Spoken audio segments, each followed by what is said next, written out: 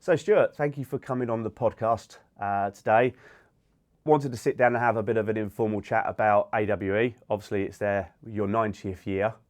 Yep. So for anybody that doesn't know Mr. Stuart Tickle or doesn't know AWE, introduce yourself and tell us a little bit about yourself and potentially a little bit about AWE, and then we'll drill back to the foundations of the business. Excellent. Yeah. Well, thanks, Stu, first of all, for coming down and letting us share our story. Some will know it, many won't, and that's the interesting thing. You're one of those people who have dealt with us for quite a few years. So yeah, for those 12 now. Yeah. About 12 years. Yeah. That's it. Teenager when you started. I wish. Yeah. So we go back 90 years, but in terms of me, so I'm Stuart, MD of AWE.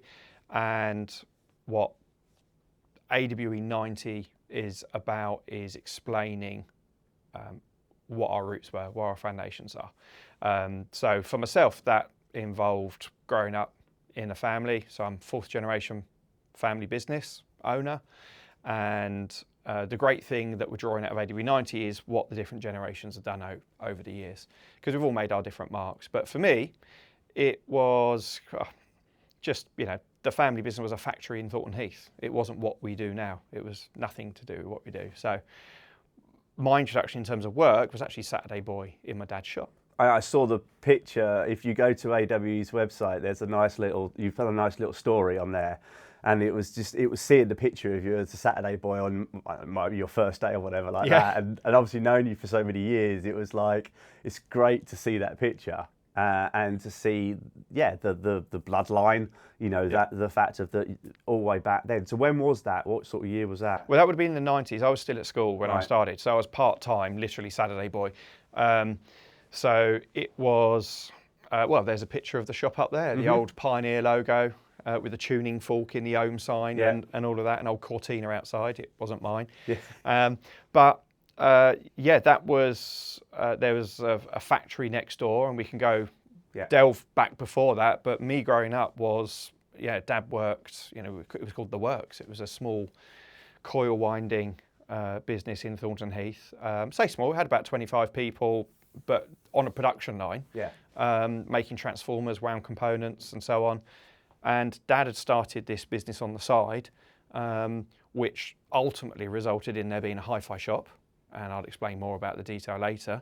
So my introduction, as I say, was there. And that was selling at what at the time was Pioneer Hi-Fi. Yeah. And we had the top 40 CDs. I spent my days, and there was a small trade counter out the back, which is the nucleus of what AWE now is. And you still have the trade counter? We still have the tray counter. It's a different physical counter. Yeah.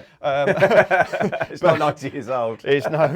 It's not the original. But we have still got a tray counter, and you were here yesterday picking up some bits. I've got to say the trade counter is brilliant because I was local, on the day job a few weeks ago, and not that I didn't think about it, but the fact is that I was just swapping the network out. So of course everything's there, swapping the network out. But of course, I made the oversight that it was front-facing switches on this, on the one that was there. And of course, I've got rear-facing switches now, rear-facing ports. So it was like Thames Ditton to Epsom. Right, I could do that literally on the website. Put them in, put a little message on there saying I'm going to come and collect these in 30 minutes. Yeah. Rock up at the back door, buy them, go back and finish the job off. And get them. Yeah, which is brilliant. And obviously get them at a great price as well. Oh, of course. Yeah. Of course. And that's why we have, I'm sure we'll touch on our brands later, but that example, it was Quartz Cables, which is a newish addition to our portfolio. And I don't think, we're not trying to be everything to everyone. We're a specialist in what we do, but things like cables and connectors are the type of thing that you need to get. Our location in Epsom, so Surrey, south of London, there's a reason we're here, and it is because it services quite a wide variety of jobs. Obviously, there's quite a lot in London and the southeast, and everything else goes nationwide courier or by our own van. So yeah, and here you don't have to worry. There's lots of parking. You can pull up out the back, pick up your TVs like I did last year. I think it was a couple earlier this year. Yep. A couple of big screen TVs. So let's go back. So to put the glasses on because I'm getting old. To 1935, when the business was founded. Yep. I should have been able to work that out if my maths was any better than it is. Back to 1935. So the seed, the essence of what is now AWE. Yep. How did that sort of take us through that journey from 1935 to where we are now? Thinking of building your dream home cinema? Don't know where to start? Start with the HCA. At the Home Cinema Alliance, we connect homeowners with the very best in the business. Our members are trusted designers, installers and technology experts who know how to turn any room into a breathtaking cinematic experience. Whether you're building from scratch or converting a spare room, our members are here to help you every step of the way. Visit our website to find your local member at homecinemalliance.co.uk. Sure. Well, this is the funny thing, because I touched on there that when I was growing up, my dad was running The Works, which was a factory in Thornton Heath, and that is the original premises that my great-granddad started the business at. But what I didn't know is that my great-granddad, he was actually a hobbyist. So it was about 1933 he started the principle of the business as a hobbyist, and it was radiograms, radio menders, wireless radios. But it was 1935 that the company was actually incorporated, so he professionalised his hobby into the business, hence being the 1935 is the landmark date that the company was incorporated. Officially on paper. Officially on paper, exactly. But yeah, that was a guy who loved the new technology at the time that was wireless radios, the original wireless, not wireless like we're using on our wireless mics. like we now know and love. Yeah, ish. So he was taking what were commercially available radio sets and mending them, repairing them, improving them, selling them, and that led to Radio Menders Limited being incorporated. And that company registration is the same one that we have today. Okay. So whilst we've gone through a couple of evolutions, the Radio Menders Limited is the original incorporated business. So if you look back on Company's House, you can see the whole history there probably, can't It would go from there, and it would go from Edgar Alexander Tickle, who's my great-granddad, to Alexander Tickle, AJ Tickle, through to BE, Barry Edgar Tickle, who's my dad, and then to myself now. So that original nucleus of the business was actually mending and selling radiograms, so hi-fi of the day, the best things of the day, and we have a folder which maybe we can insert here, which is his original folder, leather bound, his master's voice, embossed HMV folder. And as you flick the pages, you've got photographs, beautiful black and white photographs of radiograms with handwritten details and letters from suppliers and so on. So I didn't know this growing up because it was my dad and maybe my granddad's era that I was aware of. And, funny enough, there wasn't a huge draw for hi-fi of the time during World War II. So having started 90 years ago, World War II was a thing, and it came along, and the company pivoted. And being a South London-based, there was sales side of the business, but also the engineering and coil winding. This is where my granddad was now involved. It was a protected trade, so the company pivoted more towards the manufacturing and electronic component side of things. And there's some vague history about being involved in radar and just supplying some components and things. But of course, that stuff was never documented. You weren't allowed to, and it all had to be destroyed. Not read about that. Not that time. It was all very secretive. That's it. But those are the days where, well, the country, but London in particular, was peppered with lots of different engineering companies. And we did coil winding for some loudspeaker brands, for example. You mean back when we actually manufactured things in this country?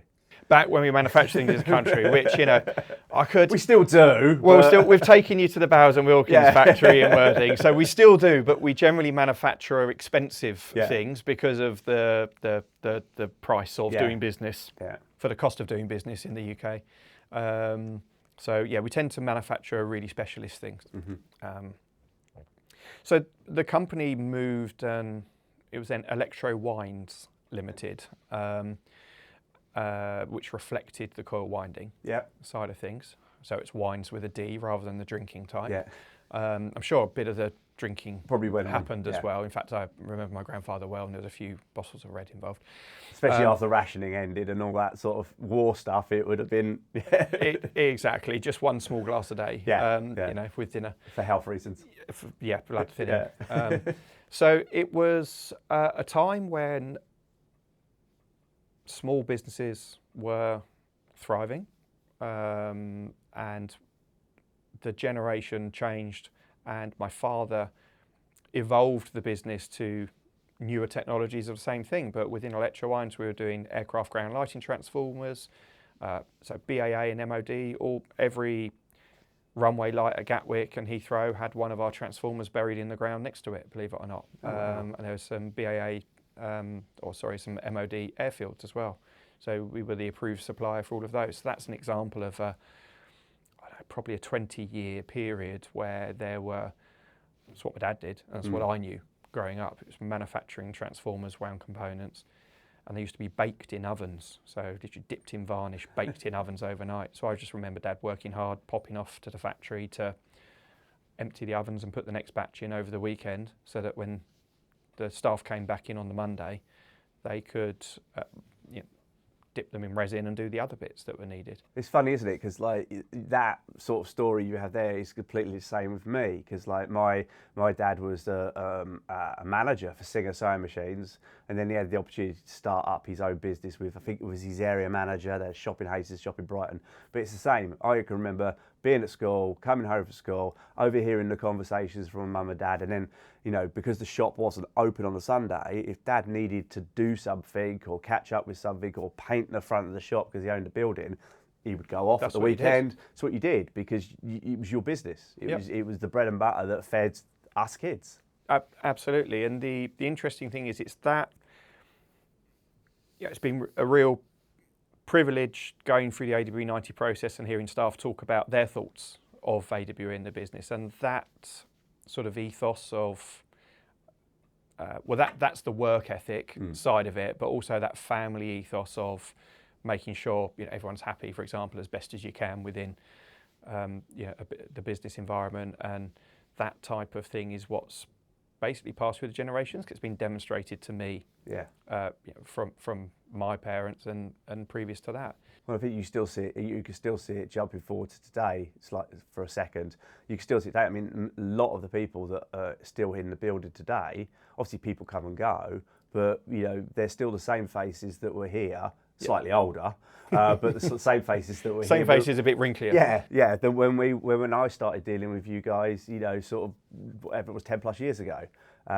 So it is always quite nice, picking up the phone and go, "Oh, how are you?" And Nick, like Nick Mott, it's just like, "Oh, I've heard you had a child." Yeah, and got married and had a child. Yeah, and he's like, "When did that happen?" But I thought you were 16. Yeah, because you was. No, those are the nice things, and so we have very, very good staff retention. Within that, what you get though is a core of people that grows, and then of course you get people that come and go, stay for a year, 3 years, 5 years around the edge. The reason that's notable is because we have a core of people who are here and continue, and that core enlarges. Let's say every few years you noticed, there's a couple more familiar faces who have been around for a long time. So a number of people that have been working for us 5 to 10, but we've also got 15, 25 and 30 years. In fact, our GM, Jackie, worked for my dad. And her mum worked for my granddad. And her son was our warehouse manager, started as a junior, but ended up as a warehouse manager, worked for us for about 10 years. Paul brought his son in. Well, and it was just over the weekend just flipping through the website and watching the 90-second video you did, wasn't it? You know, through the years, and it's sort of the picture of Paul, you know, at the counter. That was the tray counter. Yeah. Do you know what that was? Our tray counter. That was the packing bench. Yeah. That was the goods in, and from where the photo was taken was basically our office, our marketing department, our sales line, because it was me and Paul. We had a fax machine and some kind of old computer, which was modern at the time, and everything. There was a shop out the front, back the side, and the office out the back. Yeah. And that was it. I'll insert a picture of a fax machine here, just so anybody doesn't understand. Well, exactly. That's how we distributed our price list. It was before email. So we used to, it used to be cut and paste and photocopy it, but then it was on a word processor. Yeah. It was a really modern thing. And we used to Page Plus, I think it was called. Yeah. There we go. And we used to piece it together, print it out, and then fax it through, having typed in a number, and the numbers we were getting out the yellow pages. Oh, really? Because we were scouting for business. We were in, you know, I suppose this is actually a great segue, like what you did there. Yeah. When we got into the part of what AWE is now, is because within that Electro-Wines business was a factory. And my dad started a sister business at the same premises called Audiolite Limited. And that was manufacturing background music systems and PA. So what we'll be using commercial spaces? Commercial space. So for that we were then selling to integrators, but commercial installers, and that was going into River Island, Deep Pan Pizza, Bass Brewery, pubs, and so on. So there was the two parts of the business. There was the manufacturing of wound components, transformers, and then there was Audiolite, which was the background music systems selling to commercial integrators. And that was based upon Clarion car tape decks. Okay. The mechanical type, you know, where you push the middle button for eject and the tape pops out and spits at you. Then the mechanical rewind and fast forward. So he was buying those tape decks and then manufacturing a quick release mechanism around it that just let you slot it in. Because when they were in shops, they used to just get covered in clothes, and in pubs it came back with literally beer in it. So the whole idea was that you could remove these tape decks and do service exchange. Okay. So actually one of my first paid jobs, I did cable stripping free when I was child labour, but one of my first paid jobs was servicing these Clarion car tape decks. Yeah. Used to change the pinch rollers and clean the heads and change the drive belt band in there. So one of my first jobs was just sitting out the back of the shop. Yeah. If somebody came in, great, let's try and sell them something. But out the back was just servicing the tape decks. It's weird because it's so hitting nostalgic for me, because I was down in the basement in Hastings sorting out the metal machines from the new plastic machines, because the metal machines had value to them. My wages were loading them in the van, taking them to the recycling place, and whatever they gave us as recycling, I then went and spent that on trainers. But yeah, when someone came into the shop, and like I say, my mum and dad I admire greatly because they worked together for 35 years. Okay, my dad was upstairs and my mum was in the shop.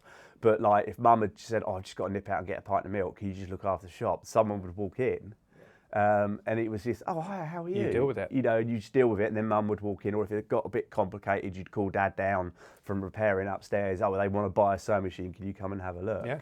So, yeah. Oh, it's very similar, And the reason the shop was there was actually because the twin tape deck and the 4 quad-way tape decks, that was all fine. But Pioneer brought out the PDM-1, the 6-disc CD player with the cartridge. Yeah. We've got some of those out there as well. Yeah, I remember that, yeah. So It's reminiscent alley, this is, isn't it? Yeah, absolutely. Well, it's AWE 90. We've got to cover some of the old stuff, because this is the foundations of why I even have an interest in audio, visual, and hi-fi now. It was so Pioneer. Essentially, Dad saw that the 6-disc CD player gave you 7 hours of random play music rather than tape decks. So it was more reliable and better quality, and 7 hours of random music. So he got a Pioneer account, and in the old factory premises was a shop front that used to be a carpet shop, just leased out. And the carpet shop went broke, and Dad was got a Pioneer account, got a shop front, let's open a Pioneer shop. And that's just when ProLogic and LaserDisc was going. And the reason we had the top 40 CDs was because we used to do an exchange program for the shops and the pubs where they just used to say what kind of category of music they wanted. And one of my other jobs was loading these 6-disc cartridges and with the music and posting it off to the shops, and then they'd send their old ones back. Could you swap it over? So you were over. Netflix, but for CDs, basically. Absolutely. Or Blockbuster. We were Spotify. Further. Yeah. But that's what it is. There was no streaming. No. So now it's completely different. Yeah. So that was the ways of the stores getting their music, and I was sitting in the shop doing it.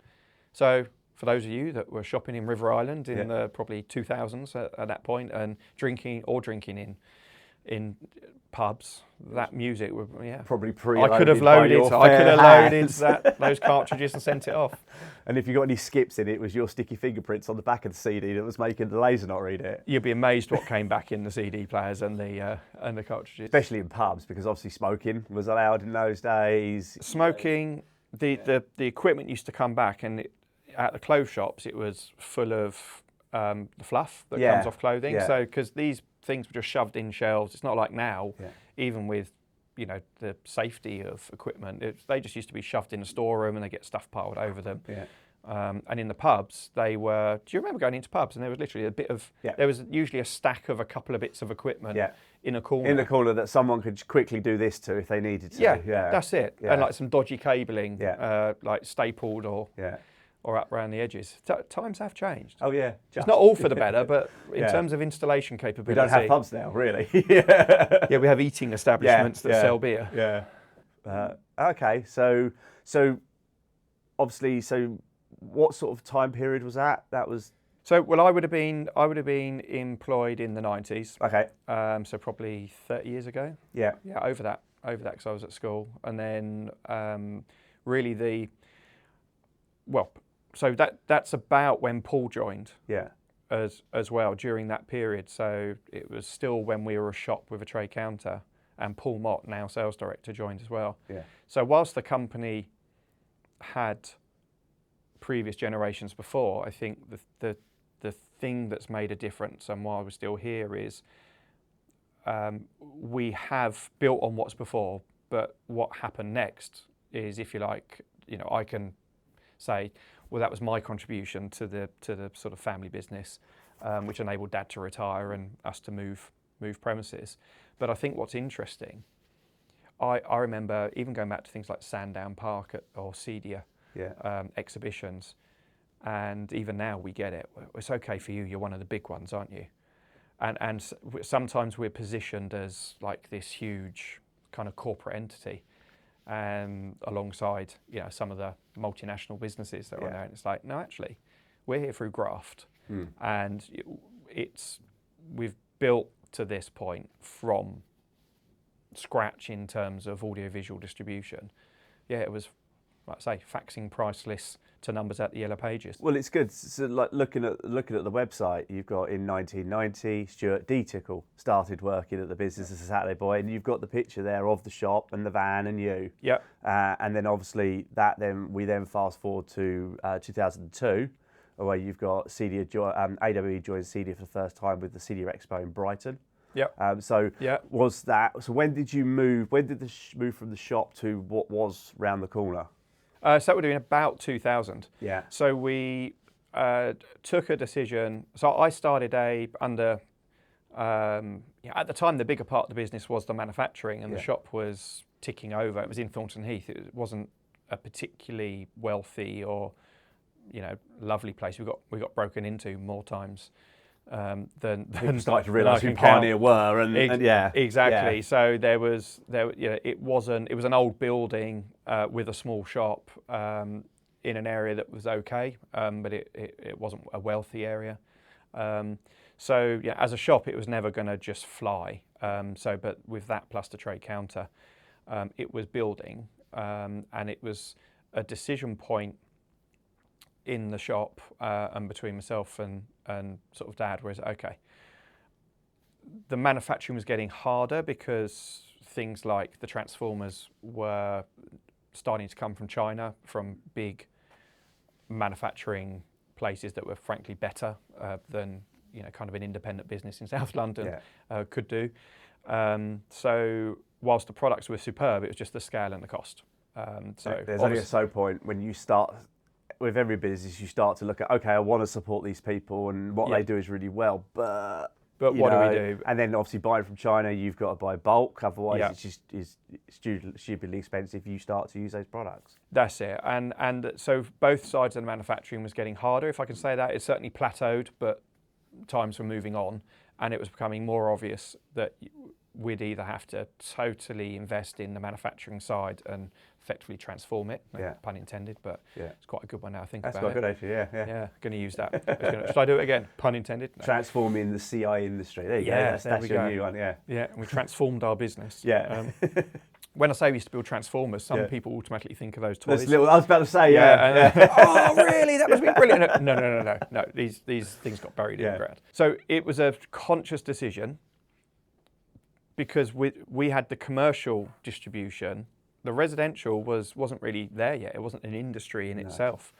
So we were battling against the big distributors of the time, some of which are still there and have gobbled up most of the others, and others who have just disappeared completely.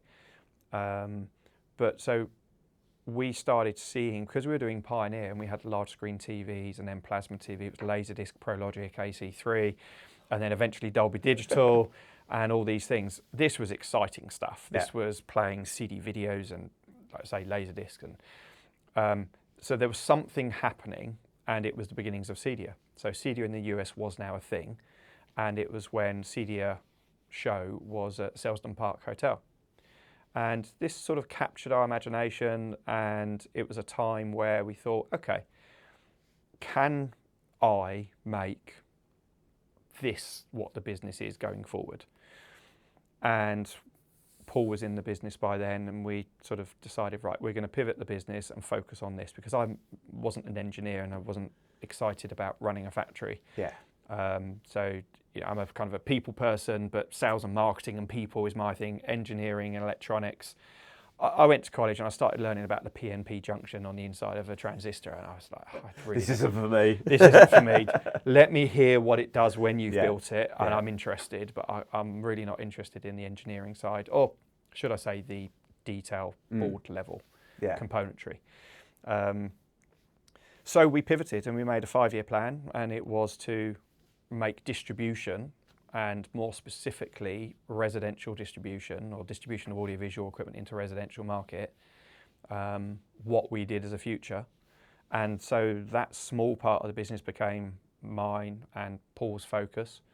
And we then decided to exhibit at Cedia, and the first one, that was Brighton, was the first one we did, which we all look back with rose-tinted glasses for anyone who was there, because it was just lovely. And it was a young, exciting industry that was growing. And that's the beginning of where we are now. I think home electronics, I mean, so about that sort of time that we've talked to, sort of like late 90s, I sort of started to get into it, and it started, was picking up, I think it was still, was it home cinema? It was What Hi-Fi? Maybe Home Cinema Choice. Home Cinema Choice. Well, what Hi-Fi followed, because they then was like, oh, hold on, it was What Hi-Fi, Sound and Vision.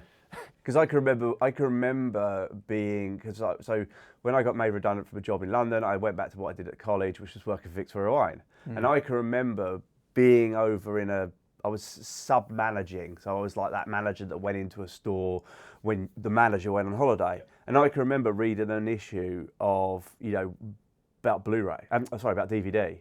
And when I got to know the guys at Sevenoaks in Tunbridge Wells, and it would be like, I've got a 2% pay rise, wander up to Sevenoaks, and I bought the Pioneer LaserDisc player. And then because I'm a boy, I still lived at home with mum and dad. So like in my bedroom, I had floor standing Kefs around a 32-inch cathode tube TV, which nearly killed us carrying it upstairs. Lazy boy like Joey and friends would have with and it was starting to be something that the LaserDisc, the DVDs, and you started to see more of it, and people sort of doing these little systems at home. And as you say, my first amp was probably a Pioneer, and that was an AC3 amp. Yeah. Yeah. Probably the VSA 701S, and the LaserDisc would have been the CLD 1200. Yeah, probably. Unless you had the CLD 1480, the one that changed the sides. It's like, I can't remember what I did have last that, week. yes. But yeah, there you go. I bought it just because it was like, who wants to turn it over? Yeah. There's some people watching this podcast going, what the hell are they talking Yeah. about? What do you mean you have to get up and turn it over? Yeah. I love the bit, it's related but different. Tom Petty, Full Moon Fever. Yeah. Playing the CD. Yeah. And about halfway through, it has some farmyard noises, and it goes, now this, we're just going to take a few moments for those for those people that have to get up, walk over to their record player and turn over the record and come back. In fairness to them, we're going to take a short break. About 3 seconds later, it goes to the next track. It is funny. It's like...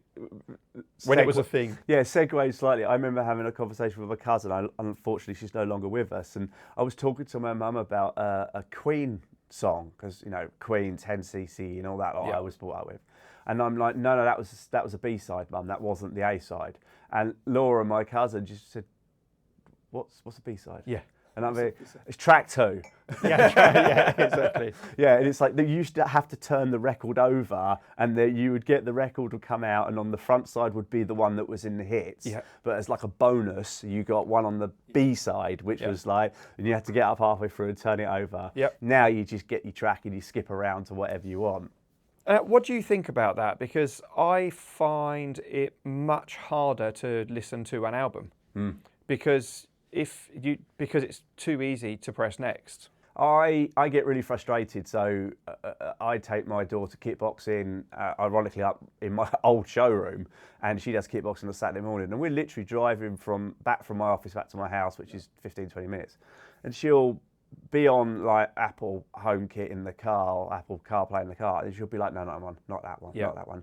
But then when an album comes out like Demon Days Gorillaz, where the whole thing is like, you start in the day and it goes to the night and the album gets dark, and I think it's such a beautiful thing. Yeah. And although there are some people out there that will still do it, it does annoy me that some of the generations that are generation now, the generations don't do that. Actually, I think it's flipping back a little bit. I think people are starting to appreciate music a bit more. Oh, absolutely. I think we've gone through that scenario where people were happy to just blare it out on their speakers as they're walking, on their phone as they're walking back from school or whatever. And I think I certainly see, like, my daughter, maybe it's because it's me, my daughter has, you know, it's like she's got decent headphones, she's got Denon Hios in her bedroom with automated blinds, you know. Just your typical. Yeah, just your typical teenage bedroom. And I think that they start to learn to appreciate it. And I think we have gone down and we're going back up again, where I think people are seeing the importance of a good 2-channel system and actually listening to music again. Yeah, I'm a big fan of content being consumed, essentially, because it gives us all the foundations to sell up, or when I say sell up, to let people experience better. So back in the hi-fi shop days, I remember it was before Price Spy and things like that, but it was with it was always the red pages in the middle of the magazines where everyone went to find the cheaper stuff, or went up to Tottenham Court Road to find the cheap stuff. Well, the same people owned all the shops all the way up. Yeah, so they knew you were coming because they had a phone call. Yeah, but you still diligently went from shop to shop trying to get £50 off here, £50 off there. Trying to do it, and it was a thing. Yeah. But it was quite a small audience in compared to now. But I remember when supermarkets started selling DVD players bundled with 10 DVDs. That was kind of £199 or something. This is when we were trying to sell proper, high quality DVD players with transports, and you worried about what the DACs were and all that sort of thing.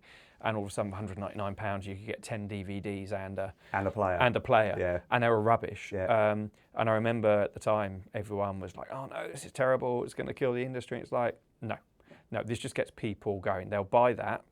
They'll hopefully enjoy it. They'll get into movies because, again, no Netflix, no Prime and Apple TV and everything. So they're now consuming content. And sure enough, we had people coming in saying, I bought this. I it's been a bit annoying or Yeah. it's broken. What's next up? And then so you had a wider audience, and that's what I think now with the opportunity our industry has is young people listening to music all the time. Yeah. I mean, my daughter's just one of them is constantly plugged in either one way or another, not just on headphones, but just the default is playing Spotify. And if it's not, if in my house, if it's not listening to music, it's singing music all the time. Yeah. I mean, I literally a few days ago, Crowd participation. I was editing a video where I was at a VE Day celebration in Epsom, and I just took the camera along to record Molly and my wife singing in the VE Day celebration. And I'm editing it, and I'm literally sitting in front of my screen editing with Molly singing. Yeah. And then downstairs in the lounge is Molly singing. singing. And it's just like, oh my God, I can't get away from this.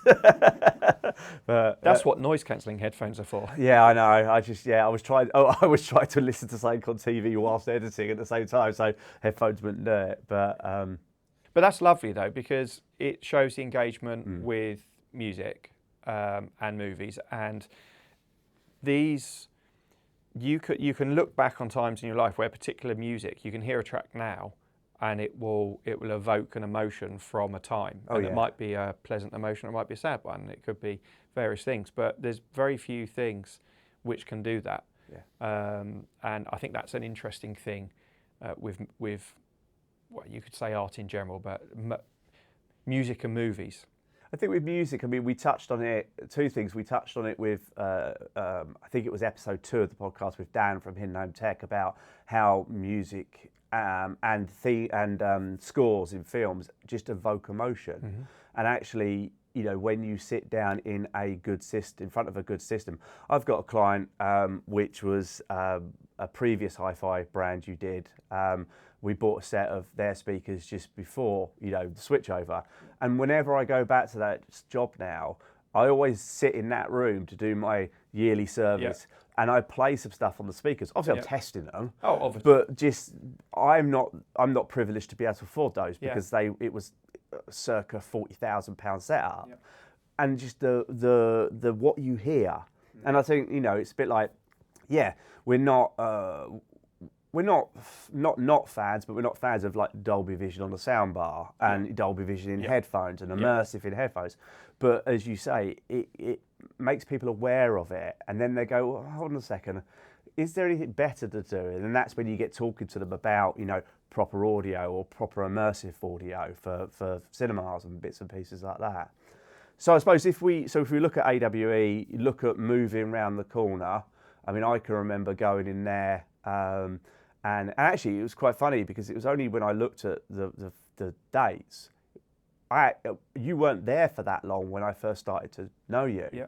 And I mean, so the period between the period between sort of 2001 to when I started to know you. So let's say that 2001 to 2010 period when you started round there. So that was a big move, and so the factory we owned freehold, and that was sold, and effectively that was sold to finance the change in direction of the business. So at that point, I became MD. So that would have been about 2001, I think it was, around there. It's about 25 years ago I became MD, and really we pulled out of retail, so because we shut the shop. There was a few contracts remaining which we sold off from the factory and sold the building. What's the building now? Well, annoyingly, we weren't property developers, but what we should have done is got residential development rights. Probably. The person we sold it to flipped it the same day and made about £500,000 in a day selling it onto a developer. Yeah. Flats now, is it? Yes. Yeah. Yeah. So we missed that one, but again, we were not property developers and it didn't think at the time. We just wanted the business to go to its next stage. So, but with what we got, you couldn't then come to a place like Epsom and buy a 5,000-6,000 square foot warehouse on a nice business park with the money that we got. We changed to leasehold. We brought about 6 staff with us. It's myself, Paul, Jackie, lady called Alison, who's retired, and Dinka, who was he was a service engineer. Yeah. He's the one that designed the old background music equipment, but by then there was still a need to repair CD players and things, so we were doing that. Yeah, because I can remember Dinka sitting out the back here. Yeah, until exactly. a few years ago. Yeah, until he retired. Yeah, until he retired a few years ago. Yeah. And I remember walking in and him saying to me, it was always when you went for the transition from the car park out the back into here. Yeah. Hi, Diggs. Yeah. And he'd always be sitting there surrounded by something, repairing something. So. That's it. So the people that came over were now travelling to Epsom from wherever they were living, but most of us were sort of, Surrey, Croydon sort of side, Croydon, Thornton Heath side of things. So we were now travelling here, and so we'd shut down the retail, we'd sold off the last bit, so it was purely trade distribution of audiovisual. So that was a decision that was huge, because now you have a completely different scenario. So we effectively downsized the number of people and the turnover of the business in order to put all our efforts on that, because Dad by then was probably 60, so probably had 5 years left of his planned retirement. So he could have retired at that point, but being a family business, you're so invested in it, you want to make it work. And you want to be every help you can. Was that the responsibility of the generations, isn't there? Yeah. You don't want to be the generation where it doesn't work. Yeah, exactly. And so actually my mum and dad were in the business. Yeah. So the van that you saw earlier, that Electra Wines white van, my mum used to drive the transformers up to places like Oxfordshire to deliver them to the companies, that needed them. So in the old building, you had mum, dad, myself, Paul, and other members of the team just focusing on distribution. And we had the warehouse at the back, sales office downstairs, then upstairs was the accounts office, and then we had a boardroom, which is probably about this size. But that was also where we set up one of the first THX Ultra residential cinemas. So that was Pioneer Plasma on the wall. It was still some out there somewhere. It was, yeah. It was a surround AV amp with THX Ultra. At that time, it was JMO THX speakers. Blimey. And we had that there. And this was a point where we had integrators bringing in footballers and. So what brands were you distributing? Obviously Pioneer, JMO. So, Pioneer, JMO was our main speaker company. We had a variety of AV amps at that point. So we did Denon at that point, but that particular amplifier was an Onkyo, which had the first to get that certification and the number of channels. Many of the brands we still do, but it was just a handful of brands in comparison. So we did URC. Wasn't a huge amount then, was there, really? Well, and this is what's changed. So this is what's changed now, I would say over the last 10 years, really. There was us and probably Pulse. Pulse were doing cinema systems. We were doing audio, visual and control. So Philips Pronto. So it wasn't URC, it was Philips Pronto. Yeah, I remember those. So we were the audio visual control when you had Pulse doing cinemas. Still buy those on eBay working. Yeah, I know, I'm still selling them. Still got some in the warehouse. Yeah. The thing that's changed now is the industry in the UK is very mature, and this is what makes it hard for everyone. It's what integrators are facing now. But you see the number of companies that have either gone broke or been absorbed into others, be it distributors or integrators. There have been some big names that have gone in recent years. And that's because when there's a downturn in business, things get harder. And there isn't enough business for everyone that was coming into the thriving market, particularly over the COVID period, to be sustained. And the same happened in the 2008, 9, 10 banking crisis. I was about to say, yeah. So this isn't our first rodeo. The thing that's changed is now every time I open a central install, there's another company selling another range of speakers or another range of amplification or another streaming device or another lighting product or another. So now there are, I'm not going to say too many, but for the market right now, you have to say it's a saturated market in the UK. I think if you just we went, both of us went to ISE this year, Integrated Systems Europe in Barcelona. And even I go back to the first time I went just to Amsterdam when it was there, and you were probably way before me. It was huge. Yeah. I mean, even what we would say the Resi halls, you know, it was just like, if you want a speaker brand, take your choice. If you Yep. want an amplifier, take your choice. Yep.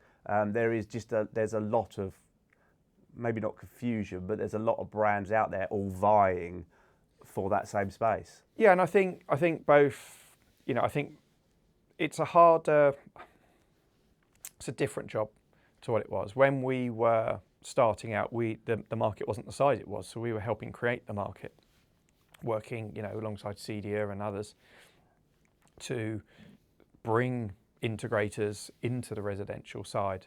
And obviously, yeah, there was companies like SMC and others who were very active at that point, you know, sort of founder members alongside others, working to build this exciting new industry. But that's what it was. Yeah. It was new. So we were good at what we did then, and I believe we're good at what we do now, but the emphasis was slightly different.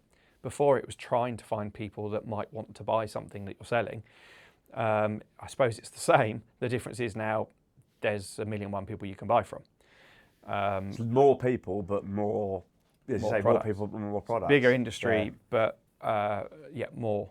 So the question now, the challenge now is why might people want to buy from AWE instead of one of any other people choice they can go to? Yeah. And obviously that's you know, I think that's where it's helpful bringing out things like the legacy of the business we have, because like I say, people quite often just assume well, you're okay, you're one of the big ones. And it's like, well, we are okay, but we've worked bloody hard to get here and we will continue to do so. And the team that I'm privileged to lead along with the other, alongside Paul and the senior management team, are all pulling in the same direction, trying to make a difference, really, trying to help AWE stand out amongst a very crowded marketplace. Well, I think even if you go back to like the 2 units you had around the corner, Yep. What was in the second unit? That was offices in the end. Yeah, so we outgrew the first Yeah. one because we needed more warehouse space. So the growth was substantial from there, starting from 6 people not making money, Yeah. to probably by the time we left there, maybe 15, 18 people. So just office space for one, but warehouse space was the other. So we added the second building because things were going very well and we wanted a more dedicated show space. So that's when we were able to build a bigger demonstration area. And we were actually one of the first to have a proper, let's call it multi-room with dedicated cinema room. And that was just around the corner from here. And I think that's when I sort of got to know you. I can always remember walking in to the front door, you chucked a right, and there was the Pronto home. Yep. And then I always remember, was it an Onkyo amplifier, which was literally crushed? And you had a little bit on it, which was like, can you guess the excuse the delivery company gave us, or something like that? Yeah. That's something that always stuck in my mind. Yeah. No, it was. They were fun times. Yeah. They were fun times because things were happening. I mean, things still are happening, but it was exciting to see people like yourselves come in from a different industry, and basically the training and the learning and the demonstration facilities. We were one of very few doing it in the way that the industry is now embraced, and you grew your position and standing in the industry and businesses. Utilising companies such as ourselves through the training and all the knowledge. Yeah, I mean, 100%. I was looking after a lot of the Sony centres in the southeast. Sort of discovered that trying to get more income to the business, and then obviously also trying to get the Sony centres, which are franchises, to embrace CI. Yep. Surprised they didn't. They're now closed. Not Sony's fault. It was the franchise's fault. Yep. And then, you guys were a great help, teaching me, coming on, Pronto courses, then URC courses, Dying Light courses with Craig when he was here. Yep. Even to today, I know Simon, who works with me, because James and Craig, he came in here to see you guys because he's only in Leatherhead. Yep. He's like, do you know anybody who might need some help? I'd just broken up with my previous employee, and it was that awkward period. It was like when you dump a girlfriend and you don't want a new one for a few months, and Simon comes walking in, and now he came from here, and even to the extent, that's what's been great, especially with me, is that you come over here. What was it, 11 years ago here? Yes, it would have been 2013, so just over 11, 12. I mean, I was looking at that, and that was just that it's been that long. Yeah, because that was another huge step from the building around the corner. Big step. It's like 4 times the size of the building, and that was in order. Again, whilst we wanted to. It was actually the tail end of the banking crisis. So, when I say it was tail end, the banking crisis and the what do they call it? The money lending is basically the restrictions that all the banks put on following that. Yeah. So business was hard then. Pioneer had pulled out of Plasma, Philips had pulled out of Pronto. That was 50% of our business over a 12-month period. But the underlying business was growing at a rate which gave us confidence to still move here, because this building became available and we were like, that's not going to come up again anytime soon. So we actually again took a pretty big calculated risk at that point, and again went from profit to loss to move here, because we could have battened down the hatches and retracted into one of the 2 buildings that we then had.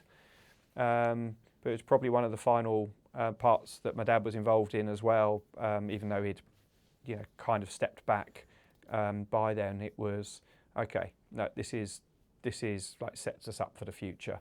Yeah. And so we spent everything we had moving in here.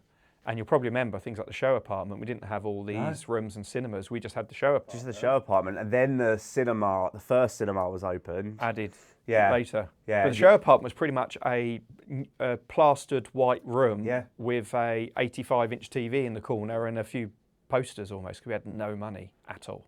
Well, I mean, and that's what's been great about the space now. I mean, obviously, if you go back on the newsletters, or if you go to immersive virtual tours, last year we captured the what it is now as a virtual tour, and like the room we're sitting in now was last year added, wasn't it? And to the fact that you went from that one room to now to 2 cinemas. You've got the hi-fi rooms now over where the training room was. Yeah, it's been brilliant as a fan of AWE, and a customer of AWE, to see that growth of a family business. And I think what's changed in the last 5 years compared to when, so if you take in context us going back over 20 years ago, so 25 years when we first moved to Epsom, we set up a showroom and a cinema room. Yeah. But it was also our boardroom. We call it boardroom, it was me, mum and dad. I had a table. But I've got a boardroom, it's just me. Yeah, that's it. It's my kitchen table. So we've all got a boardroom, let's be honest. But that was the beginning of a showroom which we allowed integrators to bring people into. And moving into the other building gave us the ability to create a dedicated space for that. And then moving to here, we really set a benchmark at that point. And then when we added the cinema, and that's when it's really the first point we became serious in home cinema. Because we were selling amps, we were selling speakers. There was some Panasonic projectors which we sold, but we didn't really have a cinema room per se. So it was when we moved here, and once we could afford to build the cinema room, it was okay, let's do that. And from that point forward, that led to massive growth with Epsom, and then winning the Sony projection business, and helping them substantially increase that in the UK, working together. And that then led to Bowers, which we're doing so much Bowers compared to any speaker brand we ever did before. And that's the same with Sony, it's the same with other key brands. And that's what you need to do. My lessons from the previous generations was, if you just get up every day, and I could put it in the context of retail, if I was still at the shop at Thornton Heath, waiting for the next person to walk in to buy something and then complaining about the price because it's cheaper online, we wouldn't be here. And I, as I say, touching on what I touched a minute ago, I was sitting there as the hanging and banging guy for the TVs for the Sony centres, and I was saying to them, you've got to stop shifting boxes. You've got to add value. Unless you are massive, like some of the shed locations, the industrial estate locations, you're not going to survive. No, it'll be fine, it'll be fine, it'll be fine. You know, and they had massive credit accounts, and you're sitting there going, look, just trust me, just try to do this, try to do that with it. And then I think the people in question, 2010 was the first time, and then they phoenixed, and then in 2014 it was the final time, and that was when I met you guys. Was because I was sitting there going, do you know what, I can't rely on these people. I can't rely on the over-the-counter stuff to give me work. So touching back to, obviously, I know you probably can't go into it to a huge amount of detail, but touching like, you know, where when brands pull out of the market, obviously we've just seen the issue with Sony, you know, having that little blip, and then obviously, you know, D&M Holdings going to Massimo, and then, you know, and now there's the offer from Harman. Not uncertainty, but you know, now that's now changing hands again.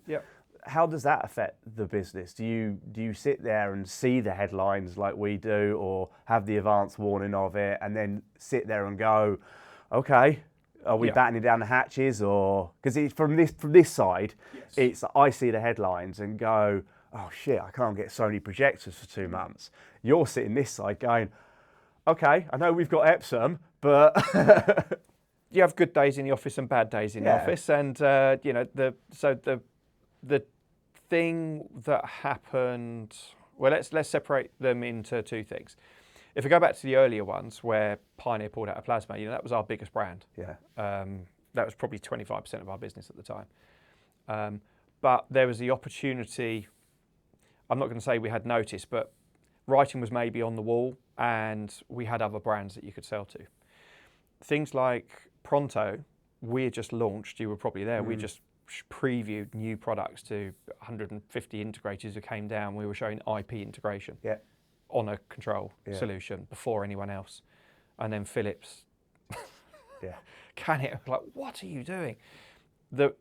So in terms of those, the reps from Belgium that were here with us talking to our customers got the phone call as they were coming out the Eurotunnel. And then we got the phone call the next morning, and that was last orders, please. We're shutting it down. So the news, the way the news comes is varied. In the Pronto example, there was no opportunity to cross-sell, and it was, we want your last order, it's done. And that, again, was about 25% of our business. So add that to the Pioneer, the Pioneer bit then came later. But those two bits together were substantial. Yeah, we went from profit to loss because of a phone call, nothing to do with our decisions.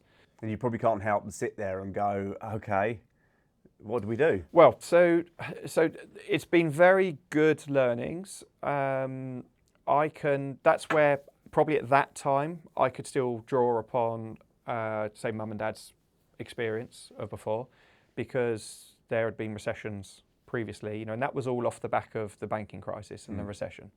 So it's not like business was easy at the point the phone call came, but we were a growing company, and that gave us a massive knock. But the underlying business was still good. The market was still good. The market wasn't good at that time, but the principle of the market, it wasn't like pivoting from mending radios. There was excitement in the industry. The industry had discovering longevity. plasma and home control. And so there was still opportunities. So the question there is, you get up every day and you go, right, what are we going to do? What are our best options? How are we going to make it work? And if as a business you have to make cutbacks at that point, we've always been willing to give up profits for a year or two in order to retain, you know, the best, or to retain staff and to come out the other side fighting. You know, that's what we did through COVID. It's what we did through that period there. But the numbers matter, and if the numbers don't add up as a business, you have to make difficult decisions. And back then, we had to let some staff go. Because, like I say, it was half our turnover within a period of a year. But we grew out of it, and it makes you sharper. And whenever you have those difficult times, you do analyse everything much closer. So my dad always referred to the leaky bucket. It doesn't matter how much you're putting in the top. If you've got leaks at the bottom, you're never going to be successful. So that mindset has always stayed with me. So we've always tried to be very efficient as a business. But there's been efficient and there's been efficient. Yeah. And when the numbers start looking more difficult, you have to look at them. We will always try and do whatever we can to minimise, overheads in terms of outgoing routine expenses. That's why, we're not sitting there with a fleet of Ferraris with personalised number plates for out there. If an individual can go as a result of their success and buy that, fantastic. But it's not an overhead the company. We're not about being showy for show's sake. No, I mean I've always seen it deliver. I've always seen your growth is calculated. Yeah. Your decisions to build the second cinema. Yep. Your decisions to move here. Obviously, there's a certain amount of risk, but there's also okay. I think that the people come in here. I mean, obviously, with the two cinemas, you had the bigger. Well, you still have the bigger one and the smaller one. The bigger one is a bit bigger, and the smaller one is a bit a bit bigger in respects of the equipment it has. But it is a calculated sort of like, okay, so I think the market now warrants a projector that could support a £70,000 budget. So it's organic growth. Yeah. Off the back of the work that we all put in. And those decisions are always measured against that. So, for example, we recognise that now from the ethos when we designed this apartment was we're not selling the fixtures and fittings, we're selling the equipment in it. So what we need to do is present the equipment in the best light that we can against a fairly modest backdrop. Over the last 5 years, there's been a notable change to high-end fixtures and fittings in showrooms. Yeah. And it's been led by the fact that interior designers and architects and M&E consultants and this are getting more engaged and they're visiting showrooms, and integrators are then being very good at recognising, okay, integrators are setting up showrooms, so because they're working with those people, the level of fixture and fitting and environment of a showroom has got higher. We were just briefly earlier, we were discussing the Wow House this year. Yeah. And that some of the AWE clients, customers have got involved in that. Yep. And I know that being there recently, recorded some stuff there, the interior designers have gone, so perforated fabric, that's a thing we do? Yeah. Yeah. We could perforate fabric so you could put speakers behind it. Yeah. Oh, wow. Yeah. And us dealing with that industry and that industry dealing with us is growing the industry. There's always new challenges. There's always opportunities, but there's the challenges come as well. So, with regards to us and the showroom and what you expressed about the way we've done it, this room is to a higher standard than when we did the main apartment. But we want to do the main apartment. We will do in the coming period. But for us, that is okay. That's I don't know yet, but let's call it £100,000. It's certainly a six-figure investment to get it to where it would want to be, or where we would want it to be. So it's a great apartment. It's really good. But if we want to move it on, we've got to step up everything within it. There's no parent company. We're not European headquarters of a loudspeaker brand who can suddenly say, well, let's make this a European showcase and put £500,000 into it. This is me looking around going, okay, this is what I believe our ROI will be if we invest this amount. We work with partners, and we've got plans. Breaking news, we have plans. I was going to say, so let's go on to the future. Where do you see, like, so if we look at generation, of any of your children going to come into the industry? Is there what happens when you decide to retire? Is there plans there? You going to stay in this building for the foreseeable future, or do you expand to? If you'll need to grow further? Well, there's things I can talk about and things I can't talk about. Damn, I want an exclusive. I'm retiring next week. Well, the things I can talk about are this building. We've just renewed on a 10-year lease. Okay. But to give you an example, it's doubled in 10 years. The rental in Epsom doubled. So imagine. It was, again, quite Well, it was a calculated decision to renew because there are places you can go that are cheaper. But the location we have is fantastic, and it's got parking. Like you say, it's a lovely building. So the decision is to stay here. So we've renewed for 10 years. And that's what's then enabled us to start having the thoughts about the showroom. Because there's no point when you've got 2 years left on a lease when you start thinking, okay, what do we need to do? So what we've done is incremental changes, built additional rooms, constant improvements. And it's a lovely showroom that's still got people coming through every day using it. But we're always pushing. You don't get to 90 years by saying, yeah, that'll do. Like we're always going to push. So we are going to push. And with the brands we have, they are top tier brands. We get offered brands. Yeah, I can imagine. Literally every week. Yeah. And there's very, very few we take on because they need to be, top tier in the category that they're working in. And some of those are consumer electronics brands who are fairly mass market. Others are high end of consumer, and others are very specialist. So across that portfolio, you'll see our brands are always, within that top tier. And so for us to show those in environments like this, to encourage people such as yourselves and other HCA members to come down and spend time, give us their time, and bring their customers here, we need to keep moving on. So we are here. We will continue to invest in the showroom. We've got our core brands, which we are very much working with together and focusing on and developing partner programs and so on to enhance those.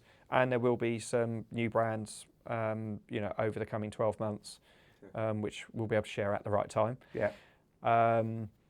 So in terms of what are we planning to do? We are planning to grow as a business, but we will remain specialist. Yeah. The decisions we have to make are to grow. We either have to sell what we've got to more people or sell more things to the people we've got, or a combination of the both. How far do we widen that? So we could go into networking, we could go into lighting, we could go into security systems, we could go into window shading, there's all these different areas we could go into. But the question is, you sort of end up becoming, you're no longer as specialist. So one of the decisions is, right, do we continue strictly within an audiovisual category as, I know numerically speaking, the leaders of the audiovisual categories with the brands we're dealing with, or do we add associated categories of products? I think it's the support as well, because for me, literally, when we finish this, I'm putting on the other. Actually, no, I've got the T-shirt on. I'm not just HCA. I got the dual T-shirt. You got the dual. I'm going back to literally a 10-year-old URC job. Yep. And I've already spoken to Mel and Danny about it because the client doesn't want to upgrade it because it's working, but he's got an issue. Yep. So, Mel's like, right, download the Accelerator Mark 1. When you're there, give me a shout, and what we'll do is we'll team viewer into it. Yeah. So, which is, for me, you buy from people. Yeah. And it's going to sound mushy, but I don't consider AW. Go on, Stu, give us some mush. I consider a lot of you guys to be friends. Even new people that have sort of come in. Yeah. Mara, Ellie. Which is the persona of the company. Yeah, which is like everybody's still a friend. The amount of donuts I bought here on a Friday afternoon, just say, here you go. Yeah. And then someone would say, can you bring fruit next time? That was Christina. But yeah, so I mean, it sounds exciting. Yep. Obviously, I've not been here in the showroom for a while. And already, even now, you're constantly updating it. Things are coming, things are going, you're tweaking it. It's always fresh. And, for anybody who's not been here, obviously reach out to the guys to come down and see. It is a fantastic place to come. Yep. And it's always nice to see it ever evolving. Yeah, no, appreciate that. And it's here to be used. Yeah. So, as Stu says, get in touch if you want to come and visit. And that can be with or without a client. It could be one person, it could be a team. Yeah. We hold events for companies where could be anything from 3 to 15 people from one company coming down and learning about stuff. And the good thing is with our industry knowledge, that can be not just product training. It could be talking about cinema design, for example. It doesn't have to be just about, well, what is the technology of that product? We could be drawing comparisons between different technologies and what the relative benefits are and things. And I think there's lots of people coming into this industry, into our industry. There's lots of people coming into our industry who may do a bit of this and they may do a bit of that, and they want to learn about this. And I think that's where, you know, yourselves are really good in respects of you'll say, okay, well, your knowledge is X, Y, and Z, you know, so come in and we'll teach you about multi-room audio a bit more, or, you know, the Bowers Wilkins range, or what cinemas can be. And then obviously then I could join them up to the HCA to become a member. Exactly, exactly. Nice symbiotic relationship. Yeah. So to end on a little bit of fun, which you don't know anything about. What fun? I know lots about fun. Lots about fun. It's my middle name. And there's a massive car behind you, which obviously is a sponsorship you had, and I've been on many a fun days with you. Yeah. We usually do something fun with the members, which is, you know, like if money's no object, any system, you know, what would it be? I think I want to ask you is simple. Your favourite movie? You can go with a couple. It's going to sound so cheesy. It's going to sound so cheesy. If you had to sit down tomorrow or sit down this weekend and watch a movie, what would it be? That's a different question to me. And I'll explain why. When you say what's my favourite movie, something in my head that I can't control thinks of original Top Gun. Yeah. I can't control that. Yeah. It's probably not my favourite movie, but it is probably the one that evokes the most emotion because it relates back to the days we were talking about. It's like the first surround demo that we were doing alongside Indiana Jones and things. So it's not going to be that, but of its age, you know, that period of life where you got a car, put your sound system in it when you could put 12-inch subs in the boot and all of that. And then just that whole era, I think. So that's probably the sort of slightly nostalgic favourite movie. Yeah. Just because we were talking about music and movies evoking emotions. And I think that was just a great time for me. You know, so I suppose it's that independence and work and having fun with audiovisual equipment. More recently, I'm probably more like top five. I love different movies at, I know it sounds strange, but different times a year. Mm-hmm. So coming up to Christmas and just that sort of, it's cold outside, sitting inside. Yeah. I go back to the older stuff. I go back to things like Great Escape and probably classics, classic movies really. So yeah, you're right. I'm on the spot. I haven't thought of them, but there's two examples. Well, it's funny because like if someone says to me, "What's your favourite movie?" It's Natural Born Killers. Mm-hmm. And again, I don't know why, and I haven't been and watched it in years because I'm afraid that I won't like it again. But why I like it was because I went to the cinema to watch it, and the emotions of people. It was a Marmite movie. Yeah, you know, it was like, what a pile of expletive, or man, that was amazing. And I think that's why I loved that film, was because it was just so divisive. It was like black and white. Yep. Good or bad. Yep. And I think my favourite film of current time, and I don't want to watch the sequel because I think it's getting panned, was Joker, the latest Joker movie. The first one. Yep.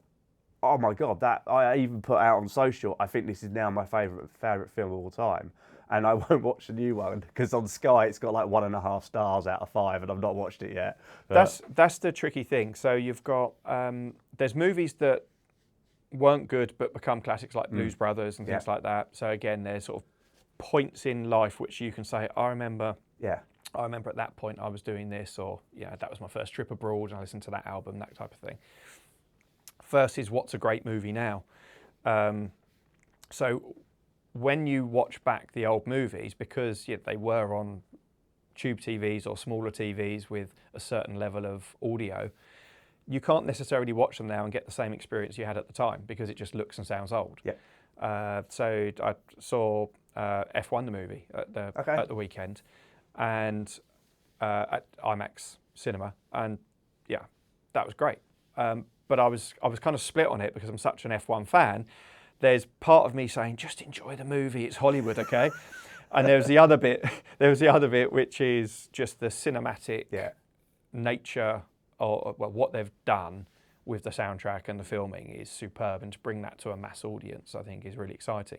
And no doubt it's going to be the one that we keep hearing once it's out on Blu-ray. Yeah, it'll be like the Lady Gaga film. Star is Born. Star is Born, Yeah. Greatest Showman, Maverick. Yeah. You know, I mean, I've still not watched The Star is Born, but apart from those 2 or 3 clips. It's a much, when I say slower movie than Yeah. I imagined, it's the same as anything else. You see the highlights Yeah. 100 times, and then you're aware of it constantly playing. And then when you watch a movie, it's not quite what you expected. Yeah. So that's a good movie.